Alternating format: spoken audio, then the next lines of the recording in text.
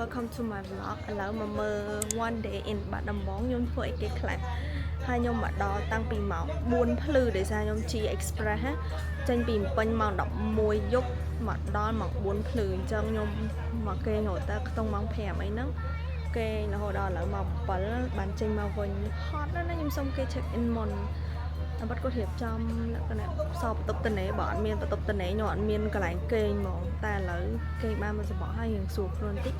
គឺចេញទៅញ៉ាំបាយព្រឹកជួលម៉ូតូអីចឹងណា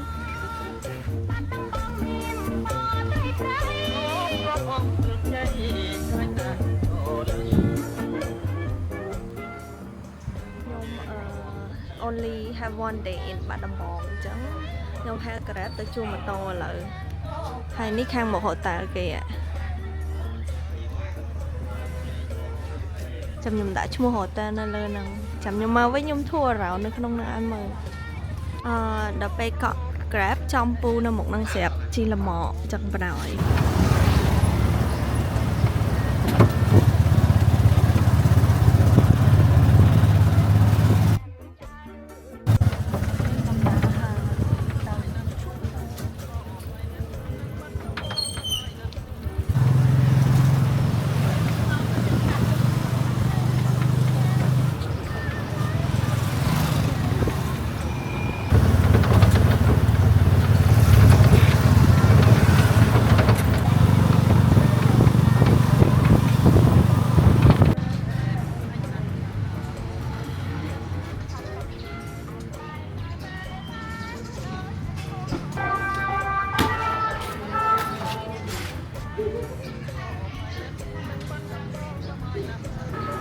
ឥឡូវយើងទៅ breakfast ជួលម៉ូតូហើយ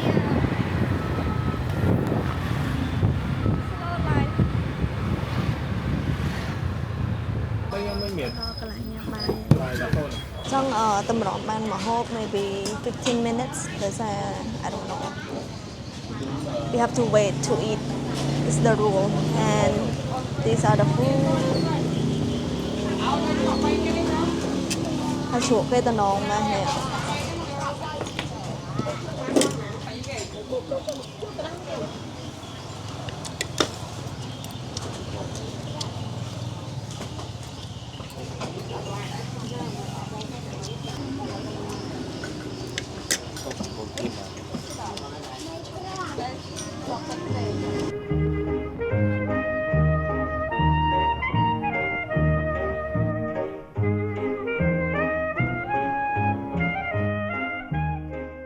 ចង់អ្នកទាំងអស់គ្នាមើលបរិយាកាសកាហ្វេហ្នឹងជាមួយខ្ញុំថតឲ្យមើលណា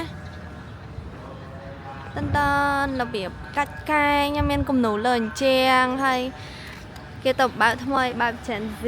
cute ចឹងណាថតហើយឥឡូវទៅមកកន្លែងទៀតទៅហ្មងចូលជិះម៉ូតូចូលខ្លាំងចូលឡត់ប៉ុន្តែទៅមកកាហ្វេហ្នឹងមានជួលម៉ូតូតែគាត់ខ្ញុំអត់ស្គាល់ហើយក៏ខ្ញុំអត់ដឹងតោះ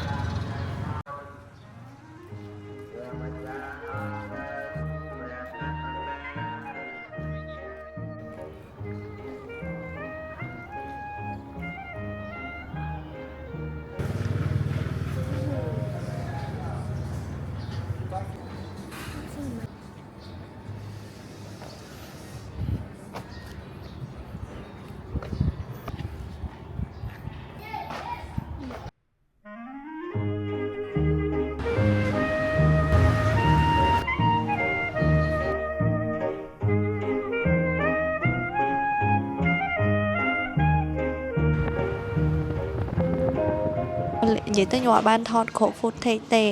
រហូតដល់ល្ងាចដោយសារតែខ្ញុំម្ដងថតទូរស័ព្ទម្ដងថតកាមេរ៉ា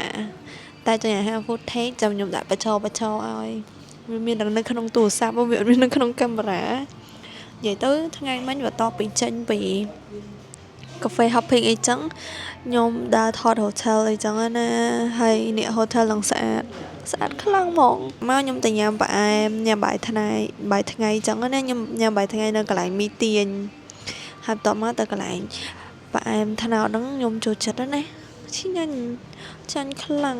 ហើយបន្ទាប់ពីហ្នឹងគឺខ្ញុំជិះទៅឡើងឆ្ងាយជិះទៅ like ប្រហែលជា5គីឡូ ទៅរកសបកណែមអាម្ដុំ local គេធ្វើសបកណែមមួយចេកហ៎អានេះខ្ញុំទៅតាម review របស់មិត្តភ័ក្ដិខ្ញុំឃើញអត់ហើយហត់ពេកតាមពិតត្រូវផ្លូវតែមួយហ្នឹងណានៅម្ដុំភូមិកដលហ្នឹងទៅទិញបាយក្ដាំងប៉ុន្តែ too late យើងផ្លិចខួរយើងលេខដើរហើយទៅមកដល់របៀបក្តៅពេករបៀបក្តៅឈួលហ្មងណាទៅអង្គុយនៅកាហ្វេនេះមក4នាងតិចតិចក៏រៀបចំចេញទៅភ្នំសំពៅដើម្បីទៅមើលបជាវអាហ្នឹង worth it man តែចង់និយាយថារៀងហត់ដោយសារជិះម៉ូតូដីហុយហ្មងណាមកទៅដល់អាកន្លែងភូមិនេះភូមិសំណាញ់ហ្នឹងគឺថា oh my god ខ្ញុំដេកលក់តាមផ្លូវហើយជិះម៉ូតូដេកលក់តាមផ្លូវហើយនេះ view ស្អាតរបស់គេមែនហើយបន្ទាប់មកគឺខ្ញុំបានទៅមើលបជាវសាធារណៈមកស្គរហ្មងជនជាតិទៅច្រើនណាហើយយប់មិញមុនហ្នឹងទៅកន្លែងស៊ុបគោឆ្ញាញ់នៅបាត់ដំបងឈ្មោះថាអីគេពន្លឺត្បូងហ្នឹងកន្លែងគេ local បើកយូរឆ្នាំអីតែខ្ញុំទៅនឹងទៅឡខ្យល់ហ្នឹងទៅ steam ឥឡូវមើលបរិយាកាសគេនេះគឺជាមនុស្សមួយដែលតែងតែរអ៊ូហើយរករឿងខ្ញុំហើយគឺជាមនុស្សមួយដែលដើរតាមខ្ញុំគ្រប់ជំហានហ្នឹងហើយថតរហូតនេះគាត់ពង prepare dinner ឲ្យវ៉ាវកັບសេរី